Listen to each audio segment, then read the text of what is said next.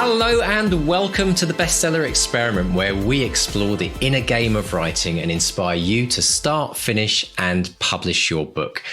I'm Mark DeVoe, and this week I'm treating you to the best of the Bestseller Experiment. I've delved through and handpicked my favourite shows of the 500 plus that we've done of best-selling authors who have collectively sold over 1 billion books. Who's it going to be this week?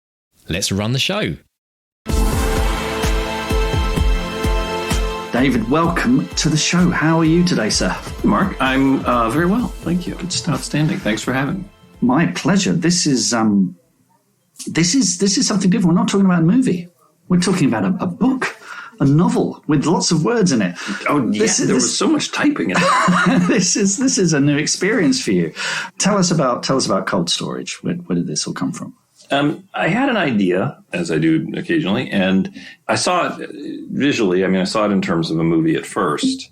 But I started, one of the first steps in writing anything is I just write a few notes about the characters. So I started writing down a couple thoughts. And for some reason, I thought I can't bear the idea of another movie treatment. I don't know how many treatments you read, but they're hideous documents that should never be read by anyone. Yeah. They're a sketch of what a screenplay might be, but a screenplay in itself is a sketch of what a movie might be. So talk about an incomplete, art form. And so I thought I can't handle the idea of writing another terrible treatment, so I'm going to try to make the prose a little better. So really just about a page in, I thought, well, why don't I try writing it as a story and see then where it goes? So I sort of kidded myself and said, well, maybe it's just a short story. And I wrote a short. As it approached about 20 pages, I kidded myself some more and said, well, maybe it's just a novella. And then as I hit 100 pages, I had to face the fact that this was a novel and I was in for 300. So I kept going. And I had just a ball. I worked on it off for about a year and a half. And it was so liberating. I hadn't realized until then how fenced in you are screenwriting. I have been doing it for 25 or 30 years. And to suddenly be able to digress or talk about what someone was thinking was just, I was giddy with freedom. There's no, I realized I have not been able to write a character's thoughts for 30 years, which is rather limiting. So I just had a great time and kept going, and it turned out well, I thought.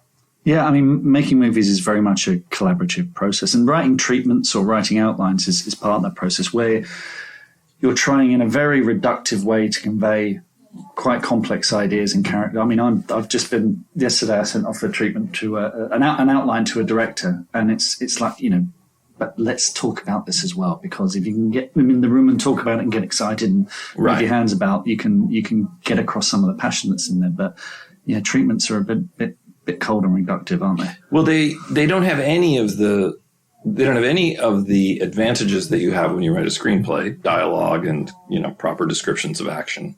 And a screenplay doesn't have any of the advantages that a movie itself has, which are visuals and actors and sound. So you're really severely limited. But I loved that prose is its own finished product. And if you write a chapter, that chapter should be able to be enjoyed without any further interpretation or addition or collaboration. And I loved that about it. You've spoken before about the idea of having a kind of a gizmo at the center of a story, something that propels the action. And I was just looking at the prologue, and you're talking about this kind of killer fungus. Was this something that triggered the story? Was this the first thing to come along? Is this what you're hanging the whole story of cold storage around? No, I stumbled across that particular bit during research once I'd already started writing, because there's a lot of science in the book, and so I did quite a bit of research, as both beforehand and as I was writing it. And in the research, I found, you're talking about the honey fungus in Oregon in the United States, which is the largest living organism in the world. It covers about 4 square miles of a forest there. And it's inevitable. Given enough time, it will cover the earth and snuff out all other life forms. Now, enough time in the case of the honey fungus is probably hundreds of millions of years because it's a very slow mover. So I just juice things along a little faster in my story because who's got the time for it? But no, fungi are fascinating, deadly, and clearly in charge of the planet. There was a mass outbreak in the Far East a few months ago, and they had to actually tear down a wing of a hospital where they just couldn't get it out. It was lethal. It was impossible to clean it out of the walls, floors, ceilings, air. So they just tore down that wing of the hospital where it had been contained. It's they're pernicious. When you were working on cold storage, so something like that comes along and you stop and do some research. Are you a big outliner? Is that part of your screenwriting, or did you just jump in and pants the novel? I jumped in more with the novel and then outlined as I went. So screenplays are meticulously outlined, as you know, because everything about a screenplay is concision. And something that is important on page 82, you need to know about when you're writing page 3. So those, and there's very little writing. They're only 120 pages long if all goes about well. Double spaced usually. So it's about how can I do this in 3 words instead of 5? How can I do this with an image instead of 4 lines of dialogue? Everything is reductive in a screenplay. So outline, they don't take that long to write. They take a long time to think about and a fair amount of time to outline, but not really that long to write. So again, like working partly in reaction to what I've been doing for a long time, I thought, I'm just going to leap in with some characters I like. And I have a general idea what happens. And they hear a beeping sound and investigate. And I think I know what the beeping sound is, but I let it flow and invented things as I went. And then I'd stop every few days and start working on an outline, or continue working on an outline. But I didn't really have a finished outline until maybe 2 weeks before I finished writing. Right. Because I had an idea. I knew where it was going, but things kept getting more and more refined. So you're kind of laying out the track in front of you as you go. Exactly. Yeah, like Wallace and Gromit.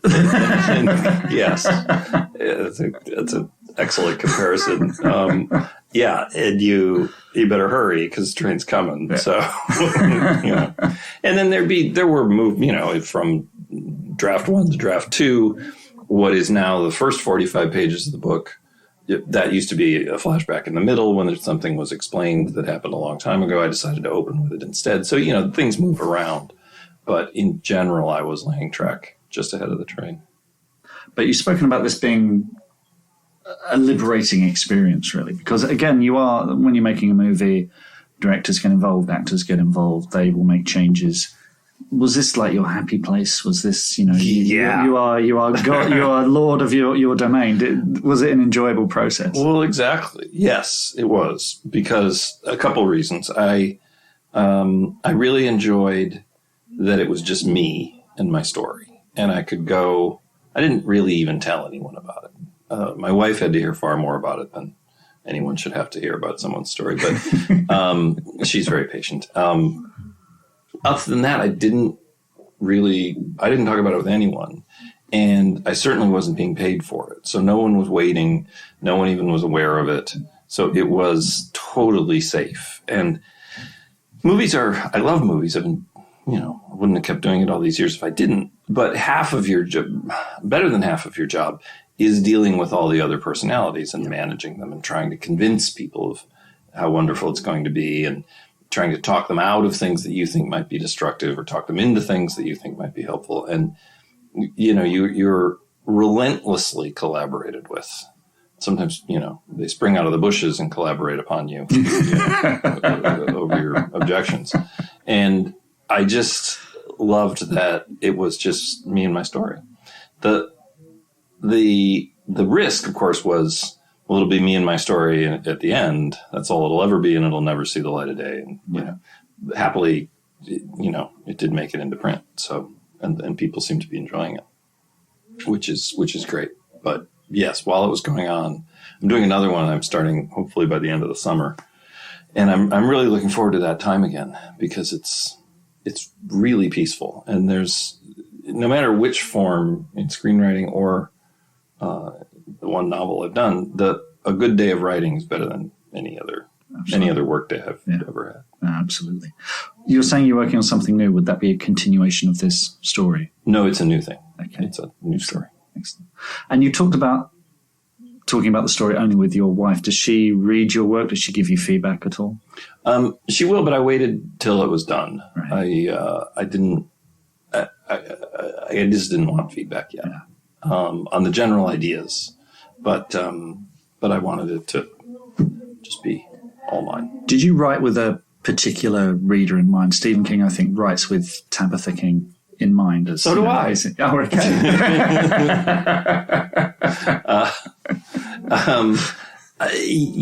Stephen King, then, gosh, he's very generous and outward looking. I write for my own self. Right. I write for my own damn self as a reader. I want to amuse myself, and that's what I'm in it for. And I love a turn of phrase that makes me smile. I love a character that behaves in a surprising way. I really enjoy when a character does something dumb, which you're never allowed to do in a movie. God, are you not allowed to do it? An audience just won't put up with it. And you say, but why not? People do dumb stuff all the time. Yeah, read a paper. I do moronic stuff. Why can't I be in a movie? So I'm really writing for myself. And then, like with a movie, I try to write a movie that I know I would pay, £12 to go see.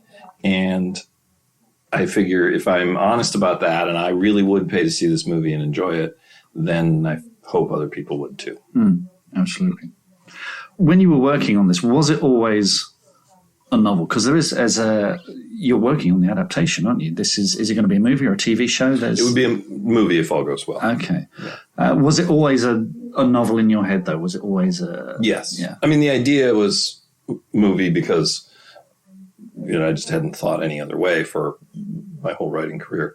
But then very quickly, like almost, the first day I started putting words on paper, I thought, oh no, it's a book. Okay. So that was pretty immediate. Now, clearly for the adaptation, you're the man for the job.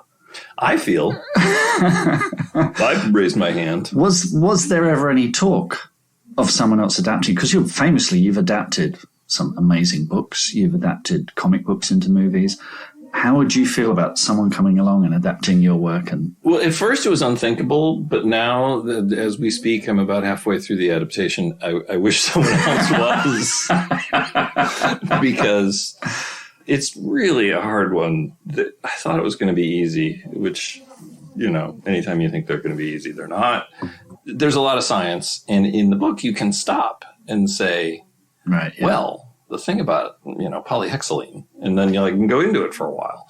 And in a movie, somebody's got to figure out a way to say that. Right. And get it into naturalistic seeming dialogue, which is, not so easy. Well, this is weird because on the show, if we ever talk about that kind of exposition, we always give Mr. DNA in Jurassic Park as the example. And you're the guy who wrote the Mr. DNA in Jurassic Park thing. So you can't do that twice, really, can you? That came out of, real frustration, how much science there was. And what are we supposed to do? Have an animated character come along and tell us all about it. And I can't remember whose idea it was. I believe it was Stephen's.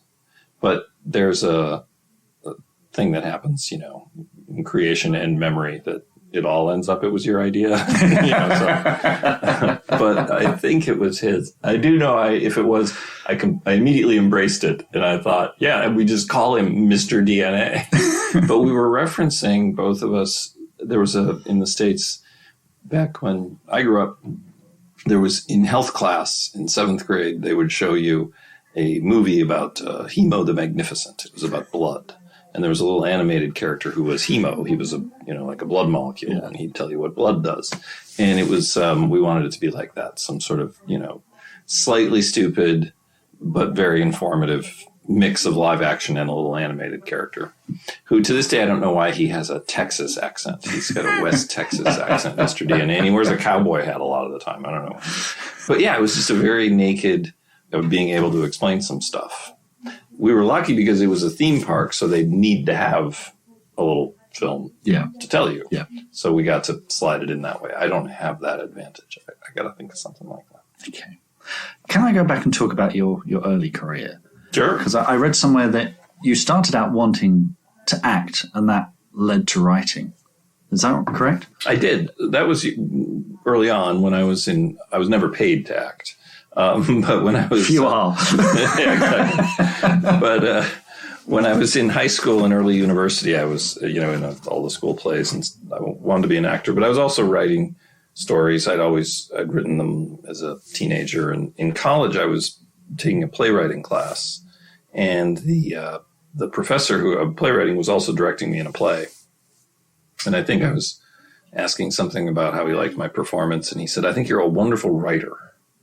And I said, "Okay, thank you." And he said, he said, "I noticed that your plays tend to have about 37 scenes, some of which are set on mountaintops. And I'm wondering, have you considered the screen?"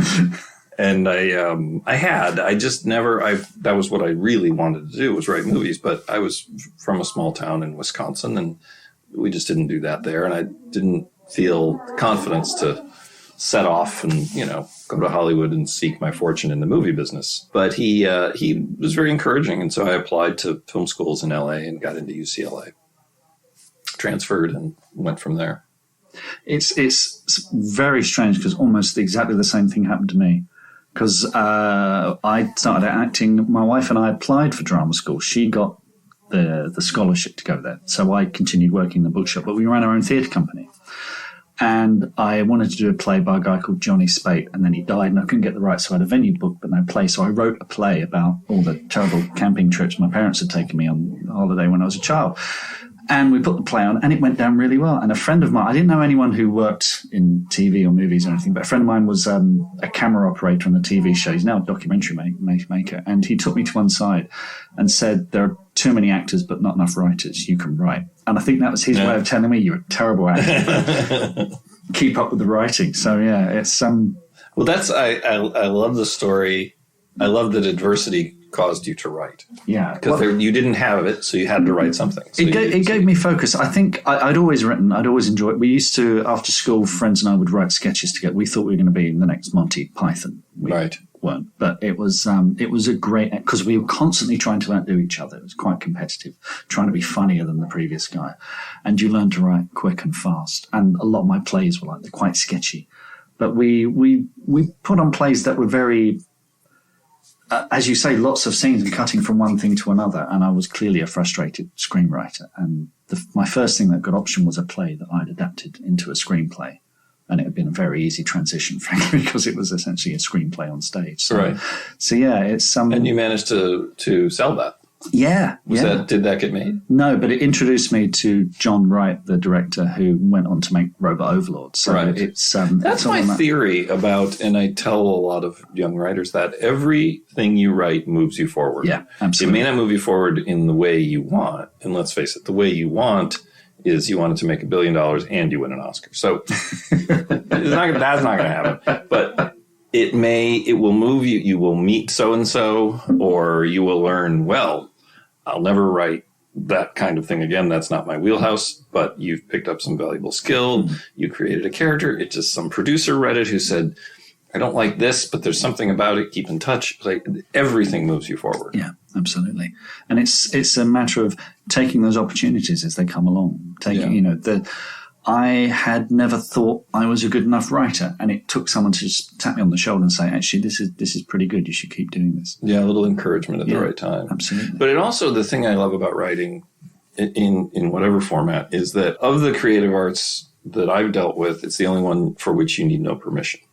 You don't need to be given a part. You don't need to find someone's script you can direct. You don't need to be hired to light it or make the costumes.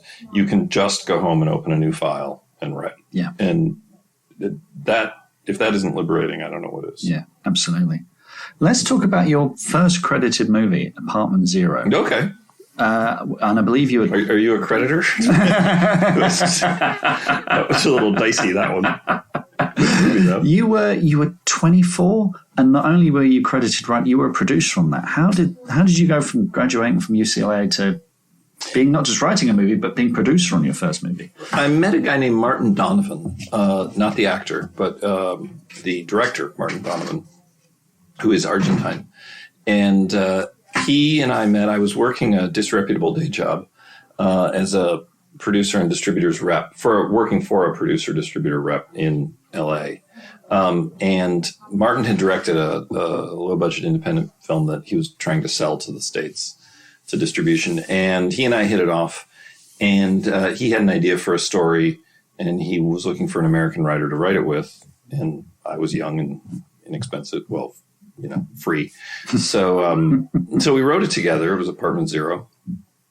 And then he said, why don't we produce it?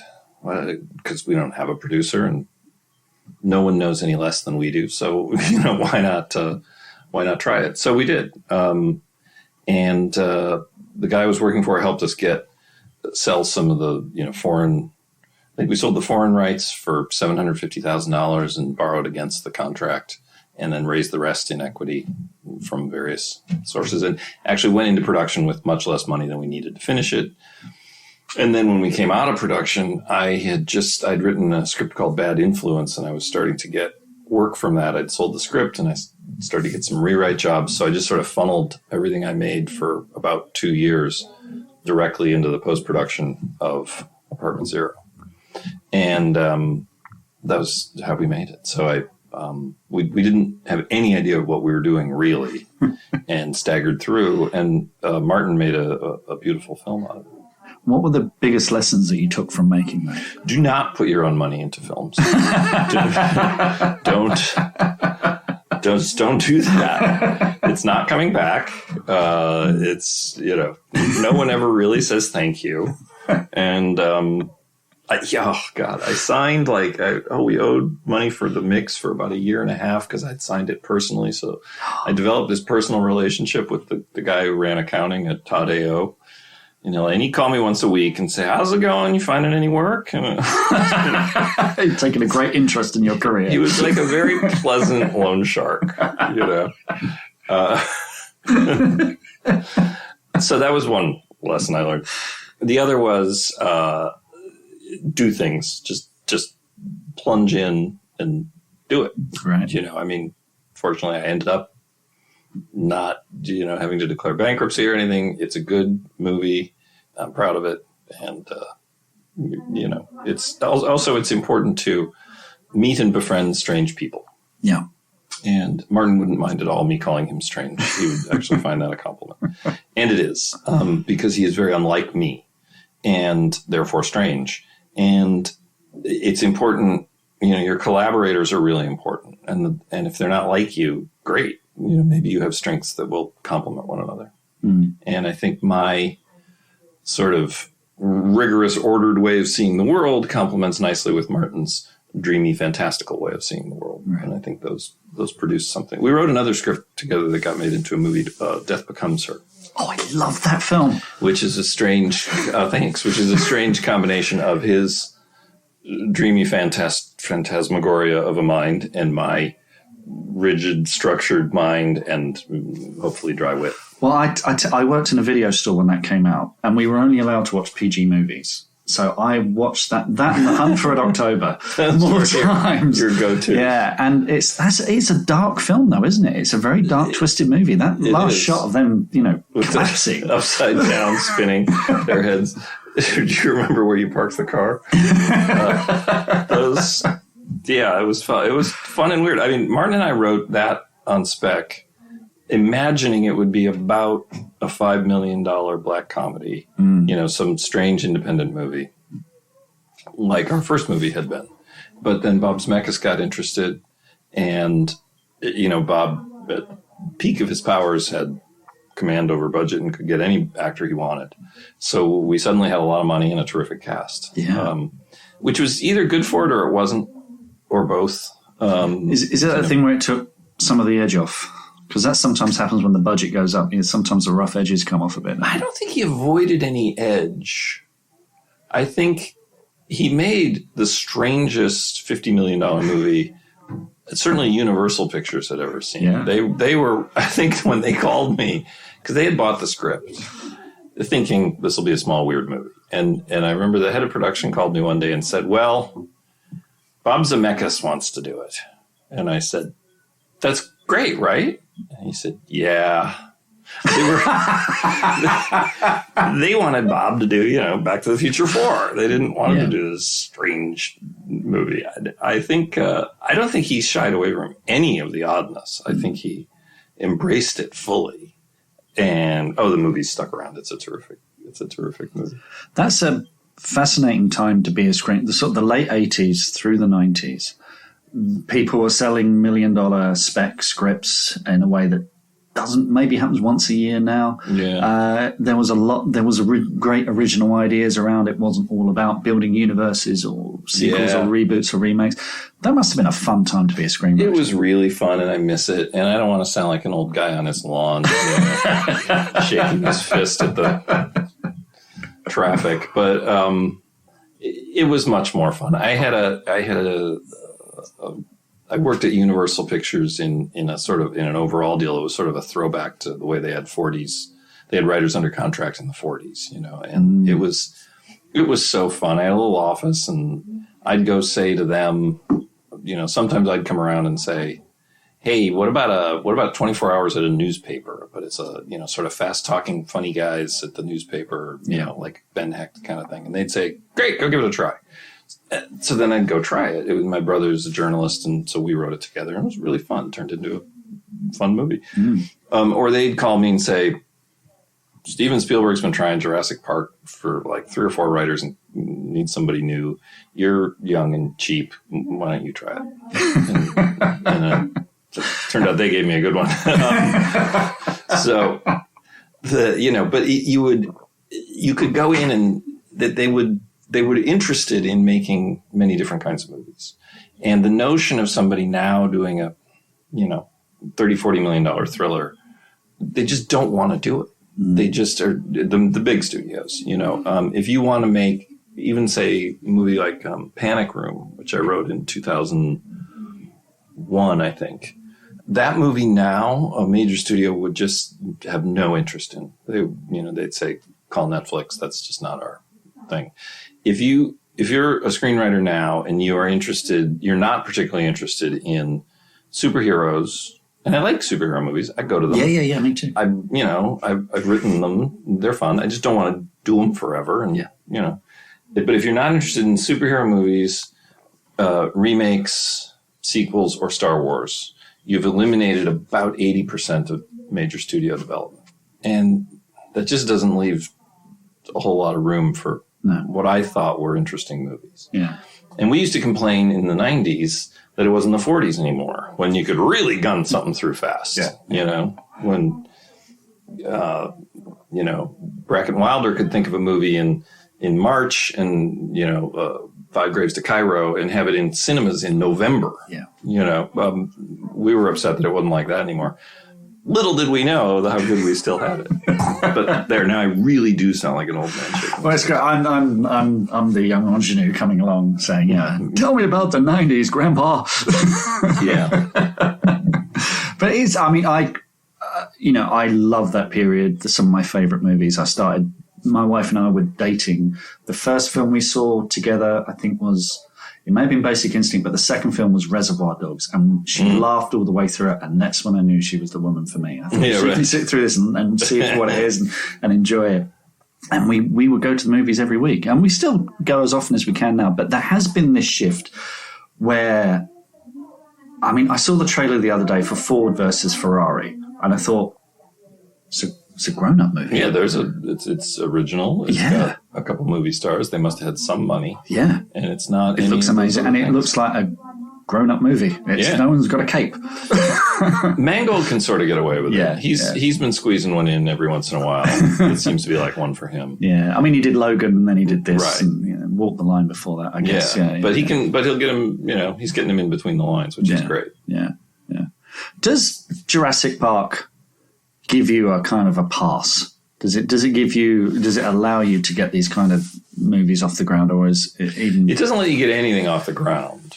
I mean, and I only wrote the screenplay, so no. I mean, that's a good thing to do.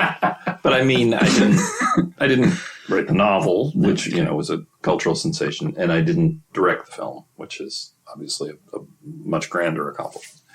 But it certainly changed things, and I mean, it opened a ton of doors. It does. And here, this is terrible. It's really going to sound like complaining. It ghettoizes you a little. Now, granted, that ghetto is incredibly wealthy, privileged ghetto, but that's what they then want from you. So but that's on you. And I've always tried to make a conscious effort to do many different kinds of things, including things that I don't know or have any reason to think I might be good at. Mm-hmm. And I think if you look at my resume, some of the movies I've made reflect that I did things I was not good at. No names, but they pop out. You'll know them when you see them. But that's because I'm trying to,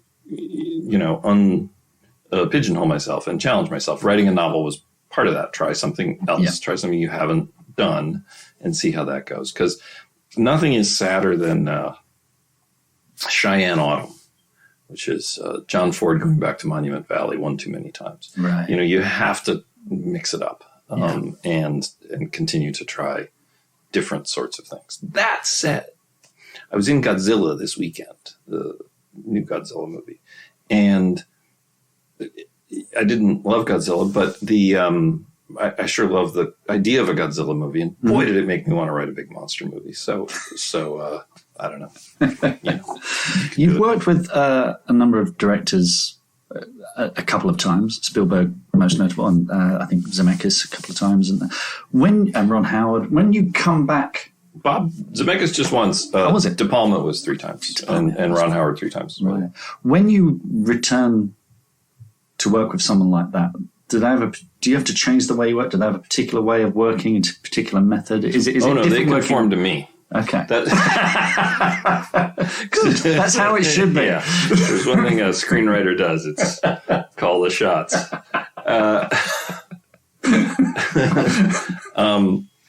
You do, whether you do it consciously or not, you write to the director because you are trying to see it through their eyes a little bit. And certainly you write it in your own style. You can't help but have you come through, But, based on your previous experiences, based on their other movies, based on the exhaustive conversations you've probably had with them, what they're going to respond to and what they're going to do well. And I think my experience has shown me that you should never try to talk a director into something that they seem reluctant about. Yes. Because they will not do it well. Yeah. If they do it at all. They probably 90% chance they won't do it. Or if they do, their heart isn't in it, or they just didn't see it. And as a director, you have to see it or you can't do it. Likewise, if they keep coming back to a certain idea, really got to give it your best go because they're going to do it. And they should. That's how they're supposed to be. They're supposed to follow their crazy, vision. So, yes, you do, I think, adapt yourself to who you're working with. I think that is an important lesson because they're the ones with the sides on the day. And if they can't make sense of it, you can stomp your feet as much as you like, but it's just not going to make... Right. It's going to be a weakened version or a terrible version of your... Which is similar to what I say when I get notes sometimes. If I understand the note and I see it, great, I can do that. But if somebody keeps giving me a note or giving me an idea and I don't see it, not just don't like it, but I can't get my head around it, then I really better not do it because I can promise it won't be good. Yeah. I can type that up, but it won't be good. Yeah. Yeah. No, I've been there. Yeah. You have to keep asking questions, don't you? You have to ask for more clarity or certainly take the note, but maybe don't listen to the solution. That's another thing I've learned as well. Yeah, I had early on, I'd written a movie called Carlito's Way, and De Palma showed his first cut of it to Universal, and I was there. And there's a scene early on in the movie where Carlito goes into this place where there's a pool table, and he deduces that there's going to be a killing. And so he sets up a trick shot at the pool table, which then makes it go into an action scene. But it's supposed to be this lengthy, suspenseful buildup to then the eruption of action. And one of Universal's notes on the cut was, that pool hall thing goes on way too long. You got to cut that down. That's not working. And so we went back to the edit room and I said, what do you think of their note about the pool hall?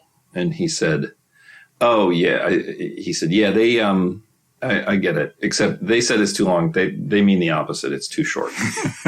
So he went and he put back a bunch of stuff because he felt he hadn't set the suspense hook properly. Yeah. So it's actually became like 3 minutes longer, which is really a lot of material, and then when he showed him the next cut, one of their comments was, pool hall's much better shorter. Yeah. Really, I don't know what you did, but you really tightened it up. And because it just felt faster because the suspense worked. So like, take the note, don't take their execution of the note. Yeah. That's your job. Yeah. Talking about taking notes, and talking about earlier, you were saying some things work, other things don't. We're now living in an age of sort of peak toxic fandom where we've got people signing petitions to get the end of Game of Thrones changed. And of course, you've written for franchises, beloved franchises where fans have maybe been unhappy. How do you deal with that? It's hard. You have to, after the fact, you come to, learn what the public perception was and you live with it, and it's fine. Small price to pay for a great job. And sometimes they love it. Increase, the internet coarsened and uglified everything. So, things got sharper and harder edged. But while you're working is when it's really hard. Like if you're going to work on a movie that is, beloved, or a comic book property that was beloved, and there's so much nattering and so many ideas about what it should be. And I always liken it to, in basketball, when the player goes to the line to shoot free throws, and if you're on the road, the fans behind you are all waving and just banging those sticks together and doing, like horrible things to distract you, but you have to make your shot. So I remember before the first Spider-Man, there was this vitriolic online debate over whether his web shooters would be things he invented or would be organic. Yeah. And we liked organic, and that was heresy. And people threatened really awful things to me, which really are felonies, if you think about it. And it was fine. Nobody's hurt. It's okay. Yeah. You must just try and tune it out. And I guess you're not on social media much. I don't like it. No, I'm not on any social media. Yeah. And I think it's really, really terrible for people. Yeah. And I will not. No. Plus, it's there are enough distractions, and yes. I don't feel like I need more, and I don't feel an urge to share lots of my life. Yeah. Or particularly have other people's lives shared with me. Don't need to. That's very, very wise. Coming back to cold storage, what was the editorial process like for you? Because obviously we've talked about getting notes from studios and you're working with directors. Editors can come in. It is a happy place for an author, but then you hand it to an editor might go, you know what, that chapter's not working, need to move. Did you enjoy that process? I did enormously. Yeah. I had an advantage, which was I had written the book and we sent it to, a half dozen places, and you could hear who was interested, who was not, who was most interested, you could sort of hear comments in advance. So I could go where I felt like the book was seen as much the way, like the way I see it. That's one of the worst sentences I've ever read. If you looked at this, if you diagrammed that sentence, you'd be lost. Zachary Wagman at Echo is the editor, and Zach was just a delight. And granted, I had, spent 30 years being browbeaten, so I was just grateful for his ideas. Were all really good ideas. He was very open to my responses to the ideas. It was just a fabulous process. I thought it was so genteel and intelligent. Not that Hollywood isn't genteel and intelligent, mind you. It's a different thing. It's a different kind of intelligence. The bit I love the most, I love the edit process, but I love the copy edit. And there's a copy editor I've worked with a couple of times called Lisa Rogers. And it's not just about your grammar and punctuation. She spots plot holes. Yes. She was the one we have a Spitfire and Robot Overlords, and she said, you have 8mm cannons on this one and Browning guns on this one. Which is it? Yeah. You know, she spots all these amazing and stops you from looking like a complete idiot on the page. That was the bit I enjoyed the most. I kind of relished that bit because it's the final polish. You're finally buffing everything up. Yeah. So I don't know how that was for you. It was quite fun the first 2 times through because it is all that stuff. And I had the terrific copy editor on this as well. And she noted at one point, he has run out of bullets. Right. Yeah, like, right. Yeah. Well, because I had very specifically said it was a 30-shot clip and that he used 4 for this and 16 for that and 1 for that. And, so that was, clearly that needed to be fixed. But plot holes, also like just punctuation, because the fungus changes the way you think. If you're infected with the fungus, your thought processes are affected. And I wanted that conveyed in italics with no punctuation, so we know that's fungus speak. Right. And so it was, punctuation was a style choice to convey story, which was really fun and helpful. However, by the time we'd gone through the whole thing twice, and I got another one, and they said, "Here's your," and they're using terms. I'm a novice, so I don't know all the terms they're using. Here's your blah blah second, author's proof, pass B. Or whatever it is. And I'm like, I have to read this fucking book again? Are you kidding me?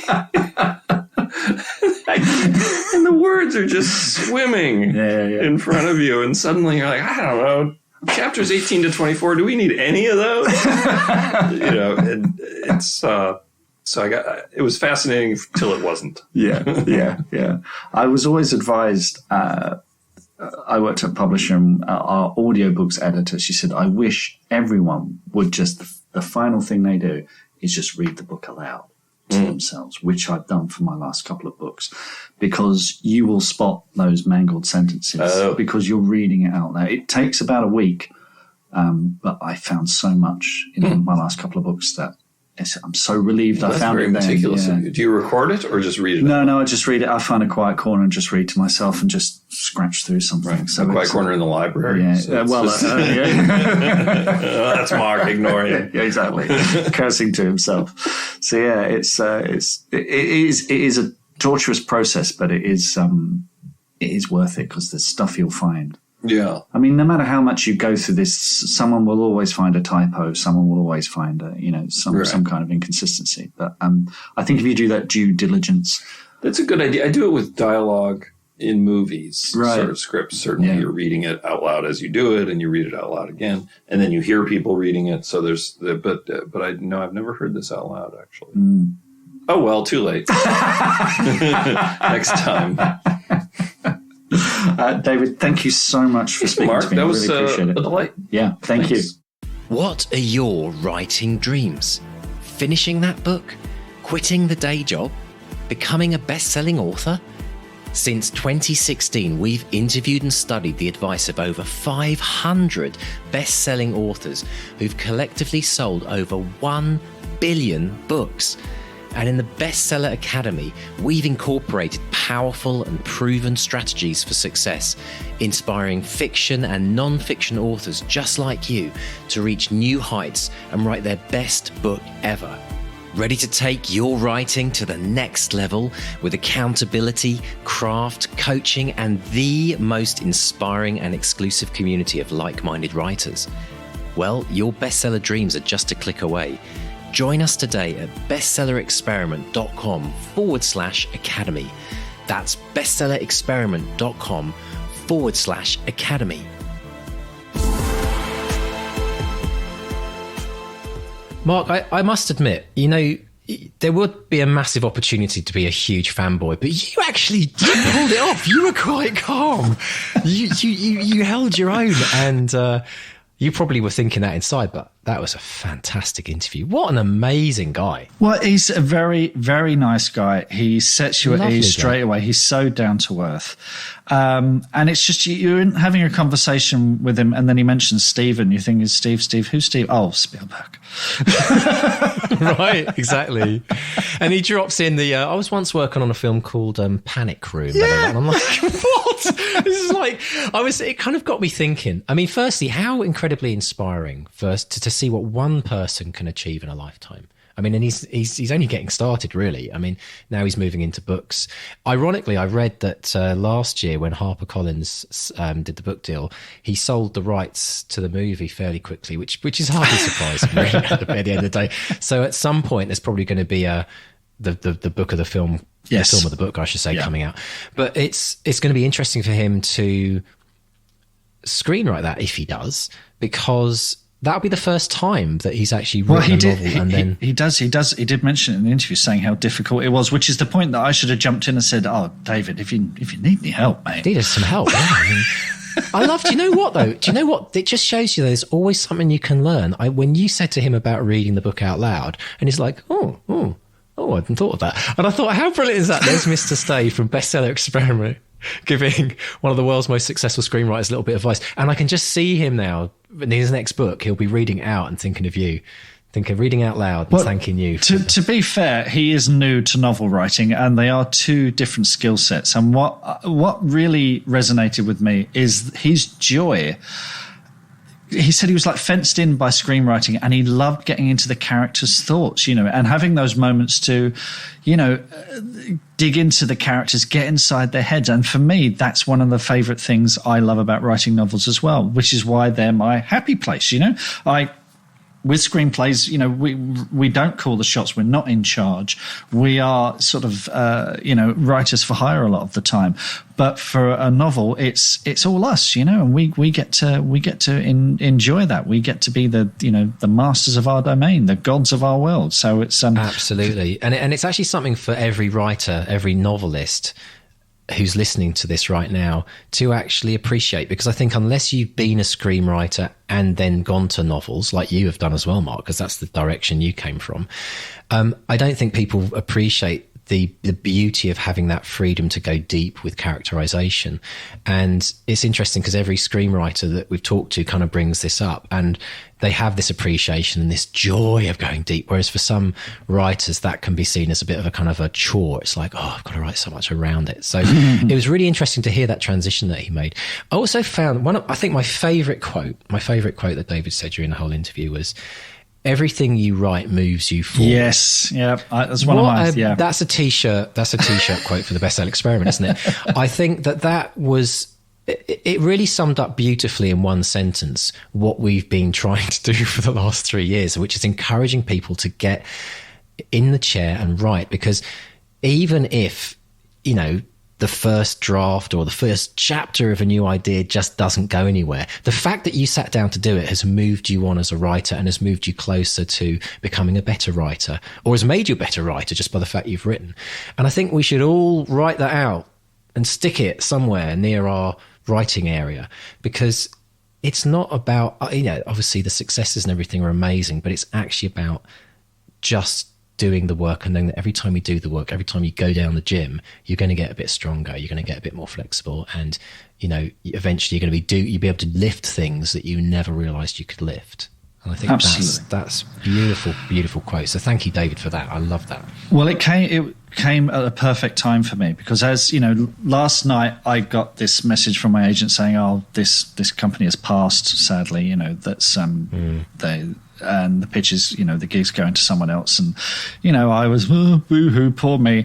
And then I listened to the interview of David this afternoon. He said, "Everything you write moves you," and I thought, good. That's made me feel a lot better. And the fact that, he's gone through these same ups and downs, that he pitches on projects and doesn't always get them, it really, really helps. And yes, that took about a week putting together a one-pager for a TV show, and it's a lot of work. And I'm thinking again, oh, did I do that for nothing? Well, actually, no. I got to work with another writer on it.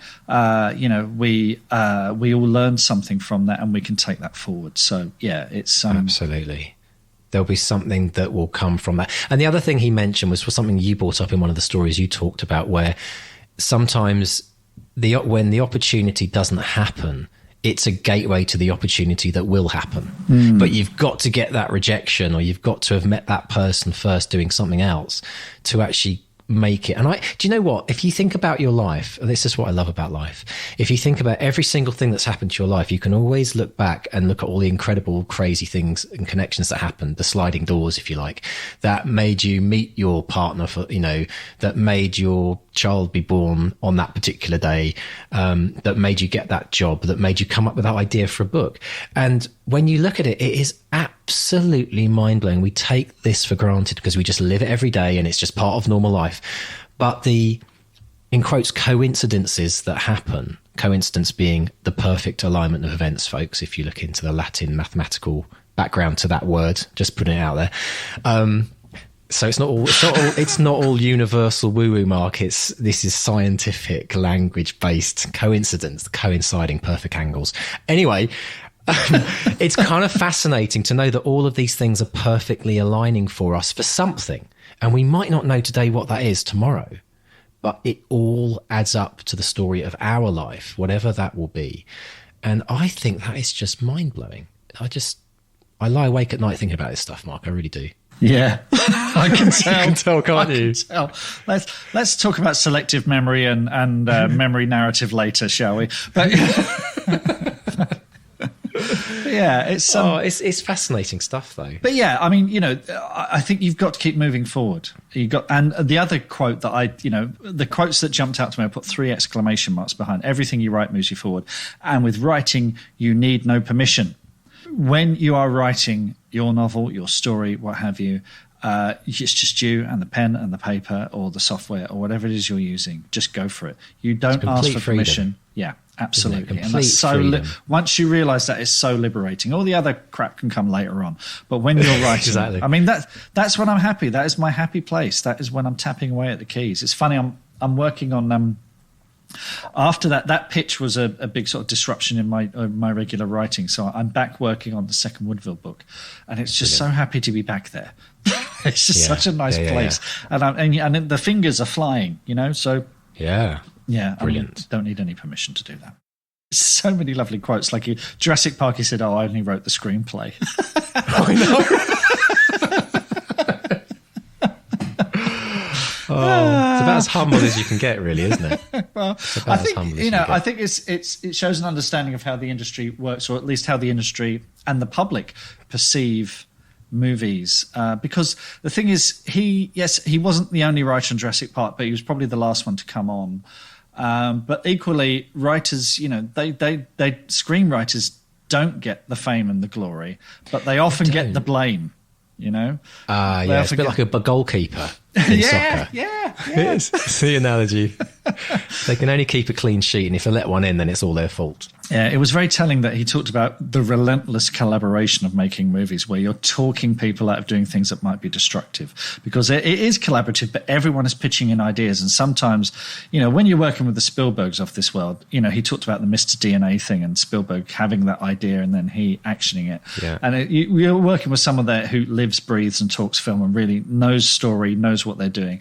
And then you'll have some executive producer and it's their first film with no experience whatsoever, but they're equally trying to elbow their way to the front with an idea that you kind of think, okay, I have to listen to you because you're paying for the movie. But yeah, but it's interesting. We got a version of something we've heard so many times from other authors, and David said the same thing, which is, you listen to the note, but you don't listen to the solution. Yeah. Yes. Yeah. That's huge, actually, isn't it? It's like you have to listen with 2. Yeah. And that's a very important thing to remember, because I think we see that on all levels, don't we? Whether it's editors, publishers, or, directors of movies or producers of movies, it's the same thing that comes up time and time again. And it's only something I think that comes with either the awareness of that from the outset or the experience of having to go through it several times to realize, they're actually asking us to increase the length of the scene in Carlito's way. I love that story. It's such a great story. Such a great story. Yeah. And again, that's De Palma. That's someone who knows film inside out, really knows his stuff. And speaking of, you don't meet De Palmas or Spielbergs just in the street. You know, there's a lovely quote from David where it says, "Meet and befriend strange people," and it's a great advice because you need to put yourself out there to meet people, to become part of a community, to meet the creative geniuses who could be your peers and collaborators. So, like the people in the BXP team. Oh, it all comes around. Do you know what I mean? Full circle. It does come around, doesn't it? No, but it's true, right? Because it takes a certain person, I think, to. I think if you take the kind of the grand population of the world and you get the subset of authors and writers, you've already got a unique set of people right there. I mean, everyone that I've ever met that writes, there's something about them that's different. They're quirky, they're funny, they've got an incredible view on the world. They're imaginative, creative, and then you take that another subset of those, which are the ones who are, people like Shannon Mayer who are prolific in what they do. I'd put David in that category. He has to be prolific as a screenwriter to have done what he's achieved. But when you start working around and with those kind of people, the award winners, like the people we've got in the BXP team, the best-selling authors in the BXP team, it pulls the very best out of you. And that's why I think community is so important. And, David's community it doesn't get he's in the highest echelon that you could possibly get in Hollywood. I mean, there's no greater level that you could go to. So what an incredible opportunity to chat with him. And like you say, just one of the most nicest kind of down to earth chaps that you could meet. And I could have spoken to him all day. Yeah, That's absolutely. fantastic. So brilliant stuff. So thank you so much, David, for coming on the show. Best of luck with your incredible new novel. I look forward to seeing the movie of that as well. I think it'll be very interesting to see who directs it. I wonder if he could pull a string or two there. Hey, Stephen. Well, right? Who knows? Who knows? I also want to thank my friend Jen Breslin who arranged the interview because it was an amazing day, just an amazing day. So thank you, Jen. Brilliant stuff. So I know it's been very active, Mark, on social media. Before we dive into social media, we should remind everyone that we have a live show coming up in October. We do this once a month where we have a live studio audience. You can join us, you can ask us questions, you can banter with other BXP team members. And we're going to be recording that on Tuesday, the 8th of October, and that's going to be at midday PST time. That's 8 p.m. British Standard Time, and if you're in the East Standard Time, East Coast of Canada and America, that'll be around 3 o'clock in the afternoon. So if you'd like to join us for that, it's a lot of fun. You get to kind of, if you can, name drop your book. We may even mention it live on air. You simply join the BXP team. You get over to bestsellerexperiment.com/support, and you will get all of the login details to join us on that live webinar. We've been playing with the technology. We're upgrading our skills, but we're doing well because we're actually practicing, aren't we, Mark? Yes. Before just going live with new software, which is what most people do. Yeah, we discovered some interesting 2 hours of my life I'll never get back. Yeah. But it's all good. We're very confident. No, it works. It works. Yeah, it works. It's really good. It's all good. So join us, folks, for that. So, Mark, social media, what has been going on this week apart from all the crazy stuff in the BXP team? Well, it's more celebrations, frankly. It's more celebrations. So former guest and also BXP member Kylie Dunbar, her book One Summer's Night got a #1 bestseller flag. And then on top of that, her new book, Christmas at Frozen Falls, yes, she released a Christmas book in September, got to #1 in the hot new releases as well. So this is a double whammy for Congratulations, Kylie. Now, Kylie is published by Hera Books, and I've got a wonderful deep dive with the founders of Hera Books, and you're going to love to hear that story. So do check in with the deep dives because that is amazing, because that's talking about how publishing is changing, new ways to get published, and it's been a huge hit for Kylie. So it's not all about the big traditional publishers. It's not all about being an indie author. There are other routes to market now. So do check that out. Hera Books coming soon as a deep dive. So that's all cool. I sent you a wonderful tweet. Now, this is from our friends Sarah and Elaine, because you remember, folks, we did a webinar with them a few months ago for their webinar series, I Am in Print. They've been working in Glastonbury.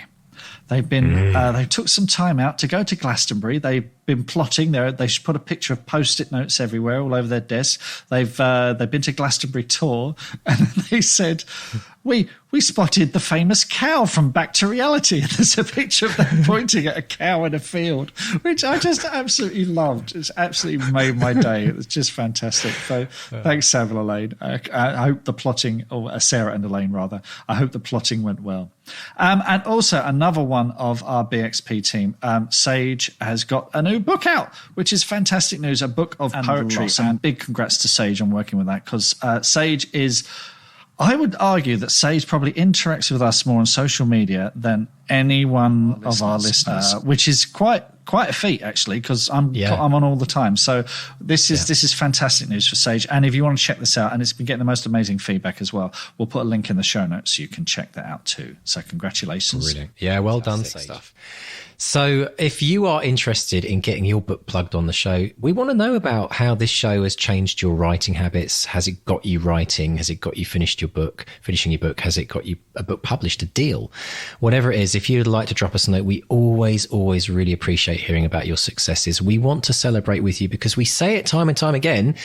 One of the things we're worst at doing in life is celebrating those moments when they happen. We're too busy focused on the next milestone. So please let us know what you're doing with your writing. We'd like to make a big splash of it on the show. Drop us a note. You can either drop us a note on email. You can go to our site, bestsellerexperiment.com. There is a contact us button there. There's a form you can fill out. It comes directly to me and Mark. And we do read every single email that comes through, don't we, Mark? Every single one. You can also drop us a message or put a post on Facebook, Twitter, Instagram, and Pinterest. You can find all the links to all of those on the bestsellerexperiment.com website.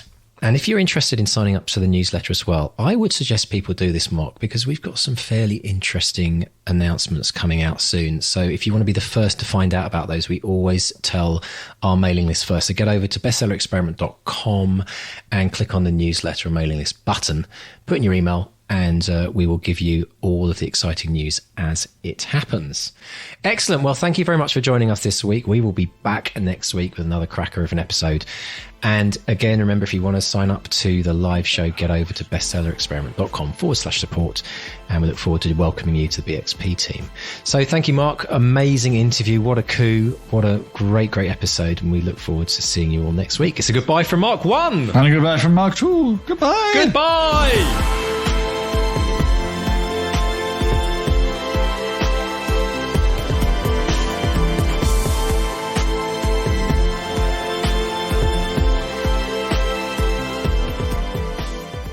Are you ready to transform your writing and your life? Join the 200-word challenge today.